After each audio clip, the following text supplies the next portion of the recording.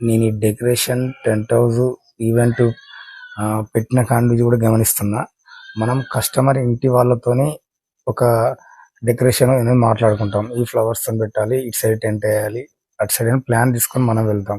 కానీ మనం అక్కడ వేసిన తర్వాత ఇంట్లో ఒక చుట్టూ ఉంటారు. ప్రతి 2-3 ప్రోగ్రాంలు ఒకళ్ళు ఆగుతారు మనకు. మనం ఫ్లవర్స్ అన్ని వేసే వరకు, డెకరేషన్ అయిపోయే వరకు కూడా వాళ్ళు ఆగరు. ఇక్కడ వేస్తే బాగుండు, ఈ పూలు పెడితే బాగుండు, ఇక్కడ కొన్ని తక్కువ పడుతుంది. మన కస్టమర్ తో ఫస్ట్ గా కొంచెం ఈ ప్లాన్ తోనే ఇలా అని ఫిక్స్ చేసుకొని పోయి మనం అంత మటుకు మెటీరియల్ తెచ్చుకుంటాం. ఇలా పెడితే బాగుండు, ఈ పూలు పెడితే బాగుండు అంటాం. సరే, ఈవెంట్ అంతా అయిపోతుంది, డెకరేషన్ అయిపోతుంది. మనం అక్కడికి వెళ్ళిపోయి ఫ్రెష్ అయ్యి మనం అదే ప్రోగ్రామ్కి రావాలి. అక్కడికి తెల్ల బట్టలు వేసుకున్న వాళ్ళు వస్తారు, ఎవరో ఎవరు పెద్ద మనిషి. అబ్బా, ఇక్కడ ఒక టెంట్ వేస్తే బాగుండు, ఇంకొక 10 చీరలు తెప్పిస్తే బాగుండు, అరే గిట్ల వేయించినవేంద్రా అంటే వాళ్ళు వచ్చి వాళ్ళ దగ్గర మార్కులు కొట్టేయాలనుకుంటారో అదేందో అర్థం కాదు. కానీ అంటే మేము కూడా డబ్బులుగా చేస్తున్నాం.